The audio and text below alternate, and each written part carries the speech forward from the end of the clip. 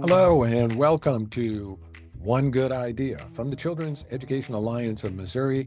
I'm your host, Peter Franzen, and today our guest is Ashley Soifer. Ashley is the co-founder of the National Microschooling Center, and today we're going to talk about the idea of microschools. Let's go. Welcome, Ashley. Hi, Peter. Thank you so much for having me. I'm so excited to be here on the One Good Idea podcast. Oh, thank you. Thanks for joining us. So, Ashley, we're going to dive right in, and I know you believe micro schools are a good idea, but for the benefit of people listening or watching us, would you please explain what a micro school is? Yeah, absolutely. So we get asked all the time at the National Microschooling Center, what's a micro school? And I always have to start the answer with this is probably the least satisfying answer I will give you the whole time. Okay. So at the center, we work really hard to resist a strict definition of a micro school. You know as well as I do, right, Peter, that once you define something, you really put it in these parameters and limit its potential to grow and evolve into what it's becoming. So that being said, resisting that strict definition, it really is. Microschools are innovative learning environments, right? They're typically relationship based. Founders know the families, they know the kids that they're serving.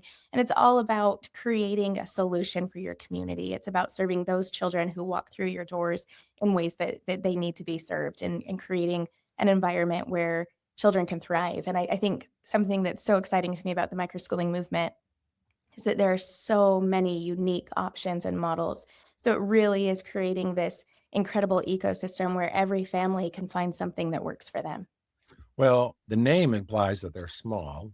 Is that true?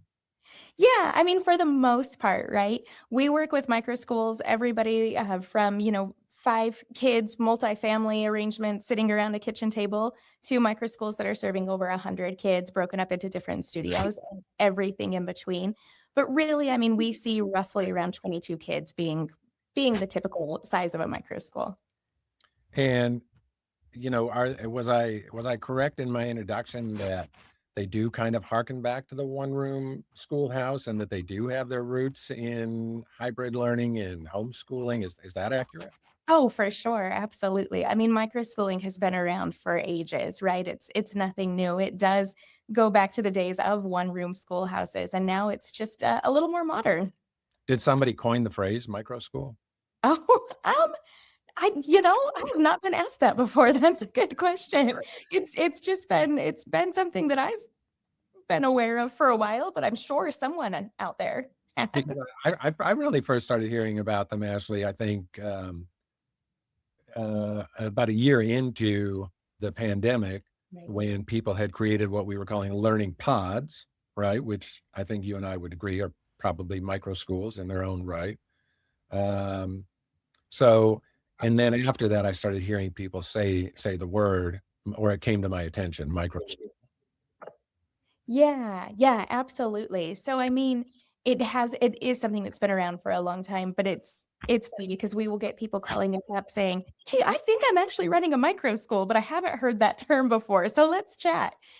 So it is something that is coming with more attention right now, right? There's kind of a spotlight thrust out there in the movement, which Yeah. is really exciting. But yeah, it's I mean, it has been around in various forms for quite some time, and now it's exciting to see people saying like, "Oh, hey, that's familiar. This looks like what I'm doing, and I wanna be a part of a bigger movement instead of doing this in isolation by myself."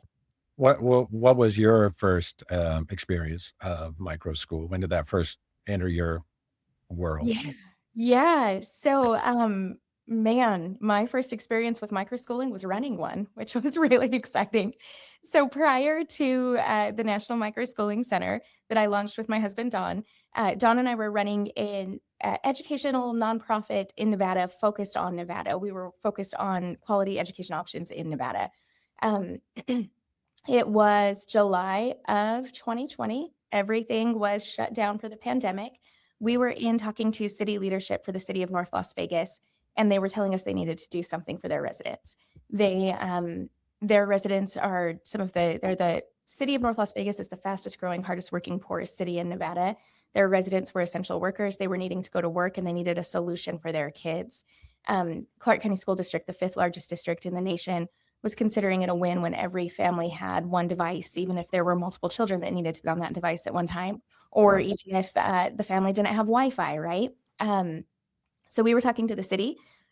My husband Don he's an academic. He does research. He's published papers on microschooling for quite some time.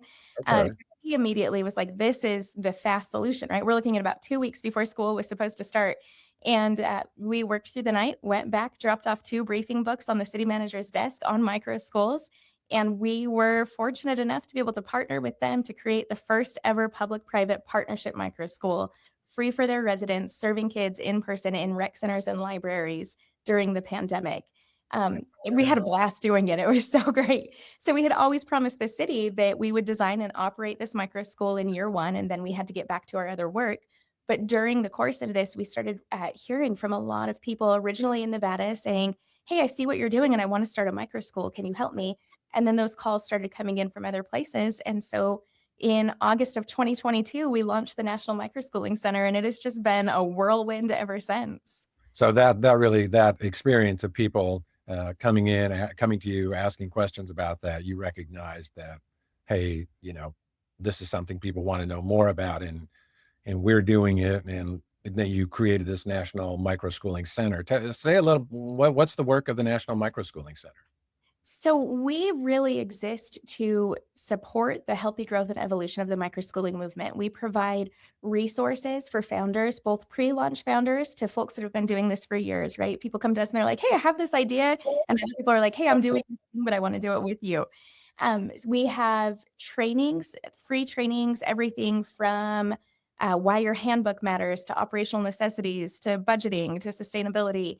We have a senior fellow for legal affairs on team that can work with any micro school pro bono that's experiencing regulatory pushback. So we've had instances where like the food handlers are knocking on the door of a Montessori school, right? Because they don't like that the kids are slicing bananas and offering them to each other, to childcare licensing, fire marshals, right? So really working with local regulators to help them understand how microschools fit into the frameworks and helping microschools keep their doors open. We also work with microschools to provide them access to learning tools. Early on in the days of the National Microschooling Center, we had a microschool come to us. They really wanted to use Lexia, a literacy tool. They could not get Lexia to talk to them because they were such a small school, and Lexia is used to working with large districts. Right. We are able to work with learning tool providers that have been requested by the microschools that we work with and explain to them who we are as the center and what we do. And they allow us to purchase that bulk district license and then let microschools all across the country just take the few licenses that they need instead of having to deal with thousands of licenses. And then we also do specialized trainings like cohorts. We provide community, a place where microschool founders can come together, ask each other questions. And really, it's just about listening to founders and what they need and supporting them in their journey. Do you end up meeting a lot of homeschool type parents? I mean, is that part of it as well? Yeah, actually, it's surprising that when we look at where kids are coming from, right? So we do a sector analysis every year, and our sector analysis asks microschool founders about where their kids are coming from. And while we do work with a lot of homeschooling families and a lot of homeschooling parents, it's surprising to a lot of people that there are more kids coming to microschooling from traditional public schools than any other educational sector. So while we do work with a lot of homeschooling families, we also are getting families that are just completely new to school choice. How would you describe the current state of like the micro school movement? And I mean, I know this is pretty broad brush, but when you look around the country, for people who have never heard of micro schools, kind of what's happening? What are you seeing around the country in terms of micro schools as people reach out to you and the National Microschooling Center? Yeah, it's so exciting. I gotta say, I love those calls when I hear from somebody that's not heard that word before because I talk micro schools all day. And so it's so fun when somebody's like, "Hey, I just heard about this for the first time." I'm like, "Oh, there's so much to share." But yeah, I mean, the microschooling movement is alive and well and thriving. Looking at what research has to tell us about the number of kids that are using microschools as their primary source of education, we're at about 2% market share right now, which puts us right around where Catholic schools are in the country. So families are opting into micro schools and not going back. I mean, one of the things that we see right now across the country, and it's been a focus for a little while now, is high school micro schools and the growth of high school micro schools and how important that is. I mean, we talked about this, right? Micro schools have been around for a long time, but they've got thrust into the spotlight and gained popularity during the pandemic. Because of that, they started with kids trending younger, right? It was really for families that needed help with younger kids. But now those kids are older and parents are saying, "Hey, we don't ever wanna go back.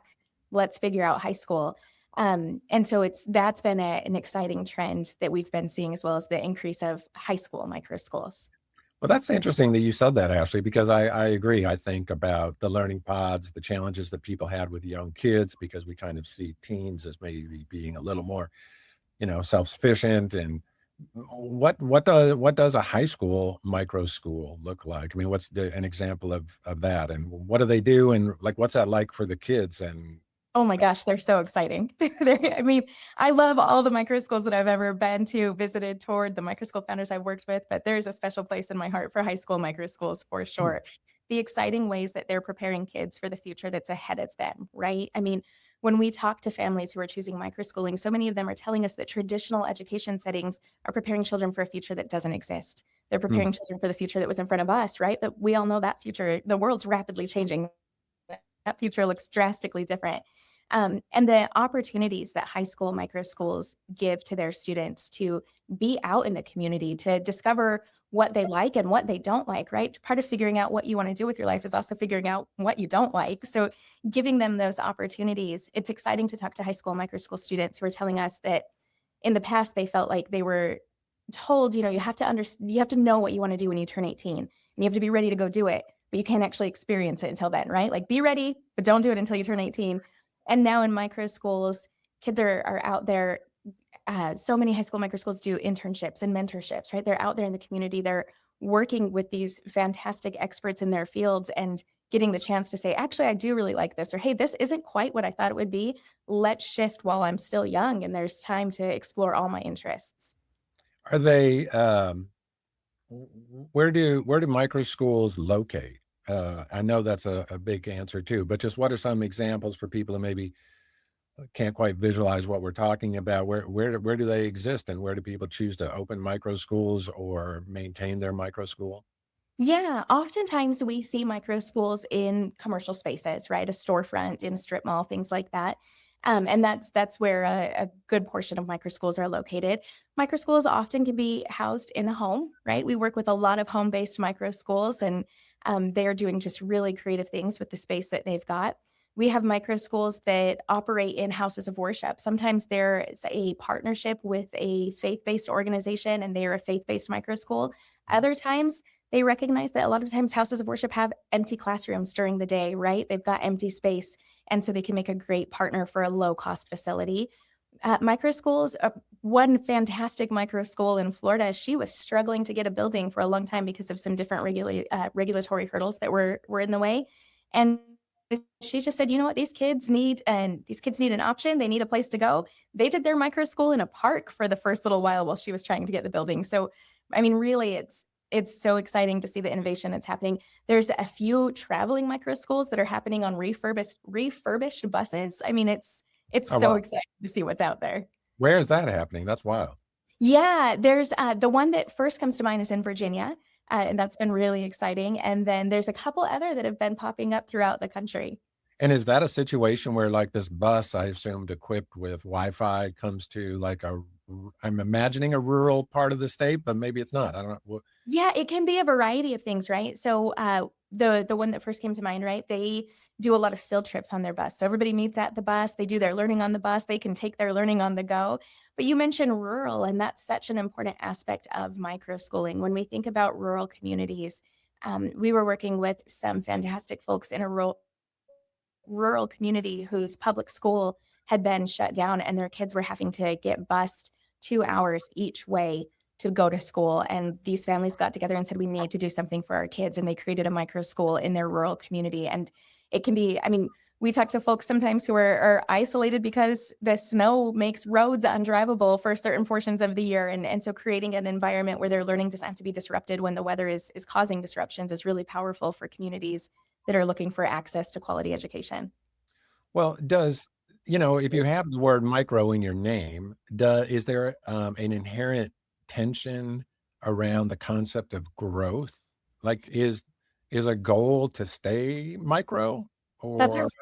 Yeah, that's a great question. I think that micro schools and micro school founders really look at scale differently than we do in traditional education settings.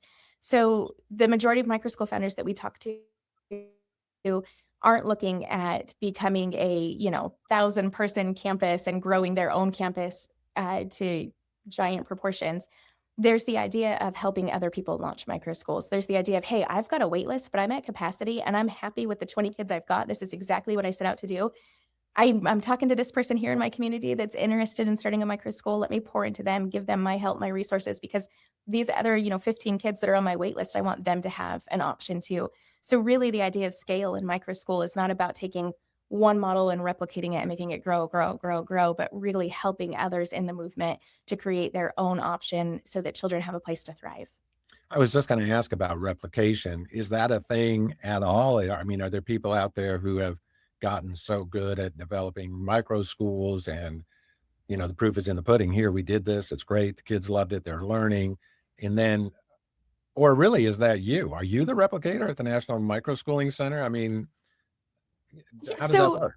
yeah, that's another really great question. So there are provider networks who have a model that replicates, but really the provider networks that we talk to and work with are not about everybody needs to be doing the same thing at the exact time, right? Like, I mean, I come from a charter background, and it's not uncommon for everybody to say, well, every second grade child at 10 o'clock needs to be doing the exact same math work, regardless to how the children are different in the classrooms.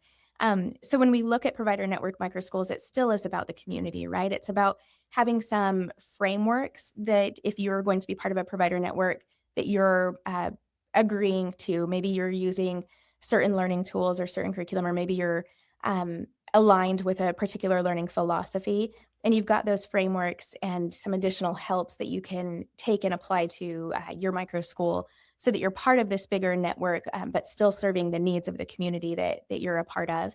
And then there are micro school founders who are ready to just branch out and do something completely on their own and be completely independent. And we do really work to provide both provider network and independent micro schools any sort of resources, supports, and trainings that they need to help them do whatever it is that they want to do.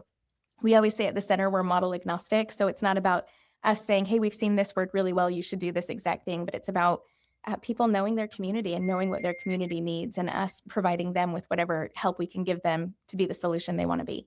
Right.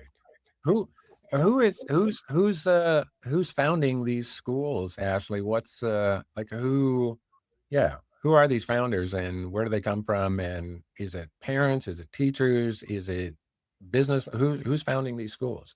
Yeah, they are some of the coolest people I've ever met, that's for sure.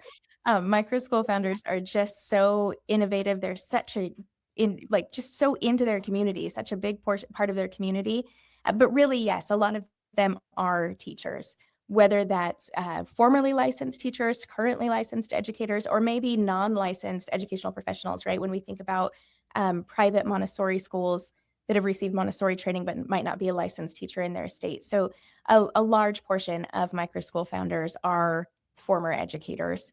And I mean, they're telling us, right, that they just got tired of having to close their classroom door to be able to teach the kids in the way that they knew that those kids needed to be taught.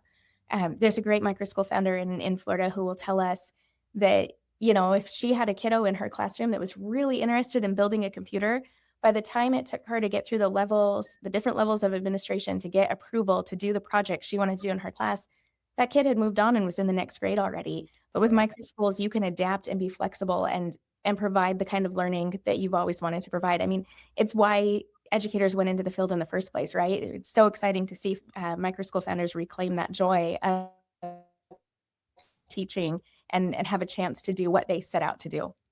Right. Right. What Ashley, what should parents know about micro schools and potentially exploring or finding a micro school? How does that like we just described how they're not necessarily out there in the public eye all the time. How do parents find one? Yeah, absolutely. Oh, I'm sorry. I didn't hear that. No, just how do parents find one if they're interested? Yeah. So if parents want to hop on our website, we've got some partner organizations that can help in local states. We really don't ever advise on doing a large directory.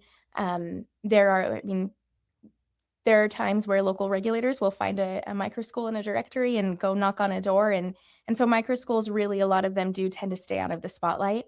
But feel free to reach out to the National Microschooling Center. We can connect you with somebody in your state. We've got a great program that are full of ecosystem builders. So our ecosystem builders are connected to the microschool founders in their state. They work closely with those microschool founders. We have partner organizations that are working with microschools that can help parents find them. So really just start by reaching out and ask questions in your community. Chances are there is somebody microschooling in your community, and they'll be able to help you get plugged into that community. And sometimes the answer is, hey, maybe there's not one near you, but maybe you've got a group of really determined parents that would like to start one, and that's what we're here for. We're happy to help families start micro schools. Are any, you just made me think of this question. Are there any places where like school districts are experimenting with micro schools and starting them on their own? Like, or starting them Yeah. or Yeah, absolutely. So we take calls from school district superintendents every week that they're asking us, "Hey, tell me about microschooling. Is this something I can do?" And so we have been spending a lot of time working with superintendents to help them understand what flexibilities they actually have. It's really important to us at the center that microschooling is not a buzzword 1 hour program. Oh, great. We're going to call our kids microschool kids because they did this 1 hour program, right? But it really is a different style of teaching and learning that needs to be bought into and have buy-in from families, from campus principals. So it's tricky, right? The idea of a school district doing microschooling is tricky, but it's happening and it's exciting. And we're seeing it with charter schools as well. I mean, what Purdue Polytechnic High Schools has done, they've got a micro school within their charter high school called the Lab, and it's just fantastic. It's in Indianapolis. They are serving their charter school students in the micro school, and yeah. So I mean, exciting innovation is happening within the system as well. It just takes a little longer. right, right. I can imagine. Well, let me wrap up with this, Ashley. As you look at micro schooling today, what's one thing that maybe concerns you, and what's one thing that brings you real joy right now that you wish people knew or understood? So one thing that concerns me is policy frameworks, right? I mean, we're working within a system that never anticipated micro schools, and so modernizing frameworks, making it easier for micro schools to be able to do what they do, is really important to us. So that's yeah, policy, regulatory frameworks, all of that is definitely a concern for me. And just how do we get those modernized and updated and remove some of the barriers? And then something that brings me joy, I mean, I'm gonna be selfish here and say I am a microschooling parent. So I have joy about microschooling every night at the dinner table when I get to talk to my 3 kids about how their day went and what they learned and what they're excited about. And just, I mean, the idea that these amazing microschool founders that I work with and that I get the pleasure of meeting all across the country are out there serving kids in their community that are kids just like mine, just it brings me so much hope and excitement for where we're headed. That's awesome. That's awesome. I know you believe in this, and I do think it's a good idea. I'm glad that we had a chance to talk about it, Ashley, and thanks for joining us. People can go to the Microschooling Center website to find out more. So we'll add that here when we post the podcast. So, Ashley, Wonderful. thanks again. Good luck with all the work there. Thank you so much. It was so great being here to talk with you today. I appreciate it. Thanks, Ashley. Take care. Well, micro schools may be small, but the idea behind them is anything but small. It's about giving families the chance to shape education in a way that works for them. And that's exactly the kind of ideas that we're going to keep exploring. So thanks for joining me today. I'm your host, Peter Franzen, and this has been One Good Idea. And we'll see you next time.